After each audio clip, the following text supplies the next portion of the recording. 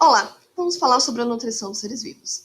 E aí, essa nutrição ela pode acontecer de duas formas, que é a nutrição autótrofa, onde os seres vivos conseguem produzir seu próprio alimento, e a nutrição heterótrofa, que é quando os seres vivos não conseguem produzir seu próprio alimento. Nessa nutrição autótrofa, um exemplo mais conhecido é justamente a fotossíntese. E aí, nesse processo, o que vai acontecer? A planta ou a alga, o ser fotossintetizante, vai estar utilizando a energia luminosa, que é a energia do sol, certo? Mais água, mais gás carbônico extraído, certo? E vai estar produzindo o açúcar, que é a glicose, que vai posteriormente ser utilizado na produção de energia, certo? Vai também ser produzido o oxigênio, onde parte é consumido pelo próprio ser vivo e outra parte é liberado na atmosfera, e ainda vai também ser liberado água, certo? Como a gente pode ver na fórmula química da fotossíntese, certo? Então aqui é o exemplo da fotossíntese vegetal, certo? Onde nós temos o consumo de dióxido de carbono, que é o gás carbônico, mais água, na presença de luz solar, mais dos pigmentos fotossintetizantes, como é o caso da clorofila, vai ser produzido a glicose, mais oxigênio e água, certo? Dentro desse processo de fotossíntese, existem duas estruturas importantes, que é o cloroplasto e a clorofila. O cloroplasto é uma organela que está presente dentro da célula vegetal e essa organela ela vai armazenar um pigmento que é chamado de clorofila. Esse pigmento ele vai ter a função importantíssima de absorver a luz solar, fazer esse processo de absorção e a partir disso dar a energia que precisa, que é necessária para que o processo de fotossíntese possa acontecer.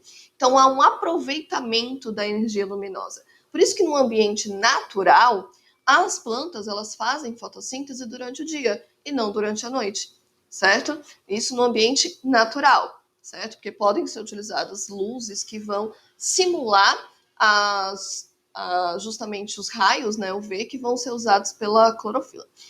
E aí a gente tem outro processo, que é a quimiossíntese, tá? Então a quimiossíntese ela vai acontecer em bactérias, né? É um processo onde é também produzido o seu próprio alimento, só que tem uma diferença importante, não é usado a luz solar, certo? Então na quimiossíntese, a bactéria ela utiliza como fonte de energia a energia liberada pelas suas próprias reações químicas, certo? Então ela não vai utilizar a energia luminosa, ela vai utilizar como fonte de energia para esse processo a energia interna, certo? A liberação dessa energia interna a partir de reações que já acontecem no seu interior.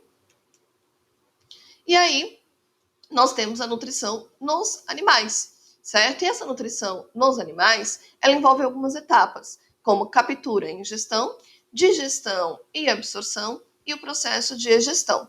E aí a gente vai falar um pouquinho sobre isso. Então, no processo de captura e ingestão, é importante lembrar dos coanócitos, que é a célula presente nos poríferos, nas esponjas, onde eles realizam a digestão intracelular, já que essa digestão acontece dentro da sua célula, certo? Então, no caso dos poríferos, eles não têm cavidades digestórias, não têm estruturas especializadas para a digestão, então sua digestão vai acontecer dentro da sua própria célula, certo? Nessa célula especial chamada de coanócito. Que aí a gente vê um pouquinho melhor aí. É também importante lembrar que para esse processo de captura e ingestão, existem as peças bucais em alguns animais, que são aparelhos, são estruturas adaptadas para o tipo de nutrição que eles apresentam. Então, no caso, por exemplo, borboleta tem um aparelho sugador, pernilongo vai ter um picador, certo? Abelha vai ter um lambedor. Então, para cada tipo de alimentação que eles apresentam, eles vão ter um aparelho bucal, uma estrutura bucal para essa captura e ingestão do alimento adaptado. Dentro disso, a gente também tem os dentes, certo? E os dentes, eles vão estar presentes na maior parte, né, dos animais vertebrados. Nos mamíferos vão ter todos, né, vão apresentar praticamente todas as espécies. E esses dentes, eles também são adaptados para o tipo de nutrição que esse organismo apresenta. Então, animais herbívoros, por exemplo, normalmente eles não têm carnívoros, Porque a sua alimentação é a partir da maceração, da mastigação. Então, a tendência é seus dentes serem retos, serem regulares, certo? A presença de caninos bem desenvolvidos, certo? Bem proeminentes, grandes, é um indicativo de animais carnívoros, que é aqueles que se alimentam de outros animais, certo? Por quê? Porque esses caninos, eles são dentes afiados, eles ajudam a tirar os pedaços da carne. Já animais onívoros, como eles têm uma alimentação mista, tanto vai se alimentar de produtores, quanto vai se alimentar de outros animais, então ele também vai apresentar essa mescla de dentição. Então, todos os grupos, né, dentários vão estar presentes nesses animais onívoros. E aí nós temos, no caso das aves, os chamados bicocórneos, que também vai estar presente nos répteis, como a tartaruga. Tá? Então, a tartaruga ela vai ter bicocórneo. Não é todo réptil, mas a tartaruga tem. E aí, esses bicos, eles são estruturas resistentes e que também são adaptadas, principalmente no caso das aves, para um tipo de alimentação que apresentam. Então, as aves vão ter uma variedade de bicos a depender da forma como elas se alimentam, qual é o tipo de alimento que ela vai utilizar na sua vida.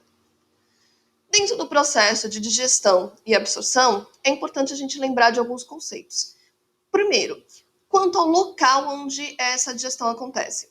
Então, ela pode ser intracelular, extracelular e extracorpórea.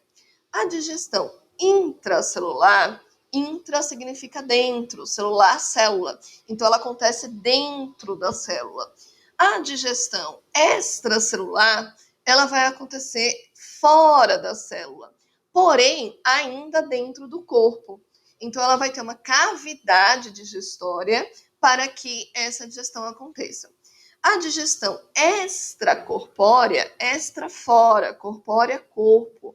Então, ela vai ser iniciada, ela não é totalmente fora do corpo, mas ela é iniciada no ambiente externo, como é o caso das aranhas, que começam a liberar em cima do seu alimento substâncias digestivas que começam já a fazer o processo de quebra, certo? Então, a digestão é isso, é quebra dos nutrientes para que eles possam ser absorvidos. Então, esse processo de quebra inicial é feito fora do corpo. Depois, ela ingere e termina o processo de digestão interno, ok?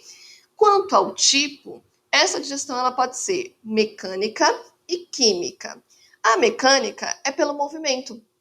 Então, é a digestão que acontece na mastigação, quando o alimento ele é empurrado pelos movimentos peristálticos. Então, essa digestão que envolve quebra, trituração, amassar, é considerada digestão mecânica. A digestão química é aquela onde há a participação de substâncias químicas, que são as enzimas, certo?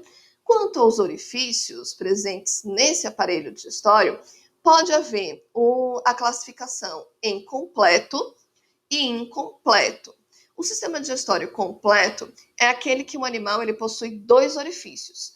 Um para a entrada, um para a ingestão do alimento, e o outro para a egestão, que é a saída, a eliminação dos restos alimentares.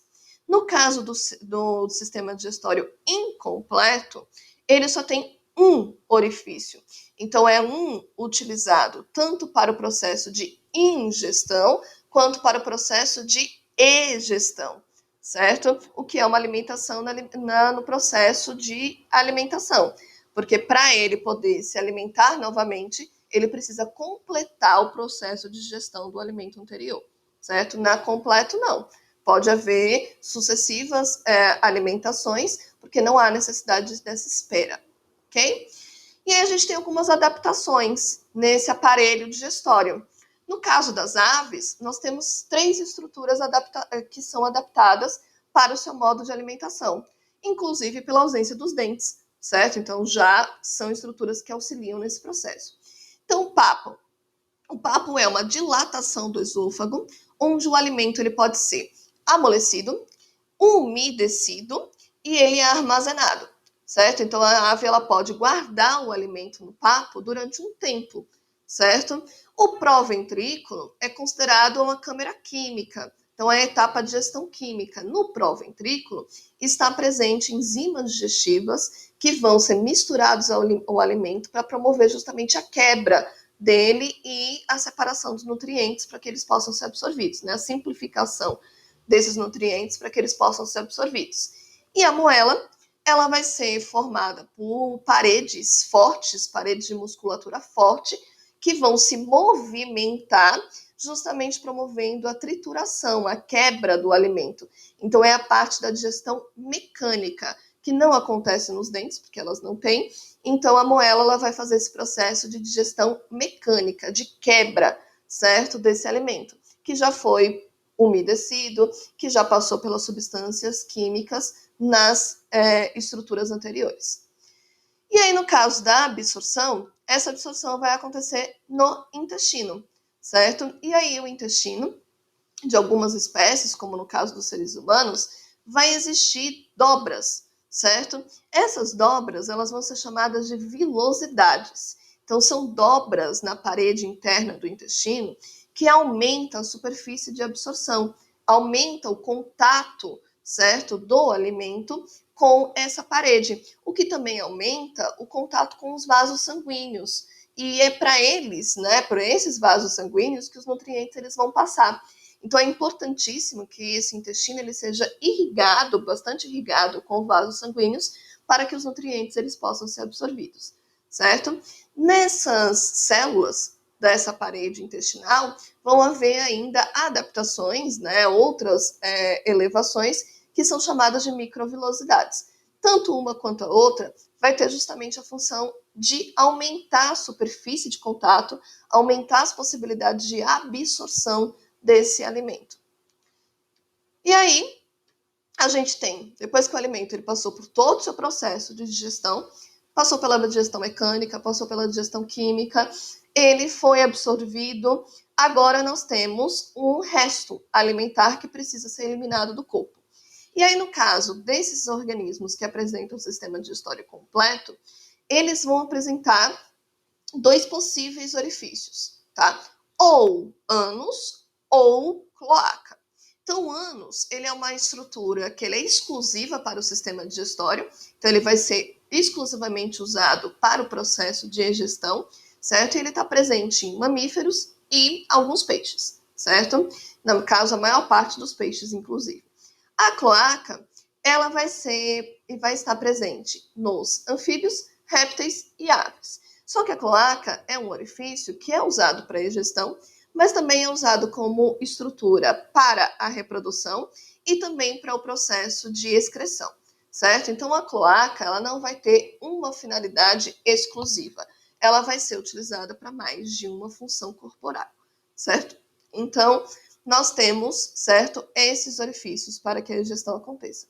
Então, basicamente, o processo de nutrição, ele engloba esses conceitos, esses pontos que são importantes lembrar, certo? Então, vejam o vídeo quantas vezes foram necessárias, estude. Se tiver dúvida, contem comigo.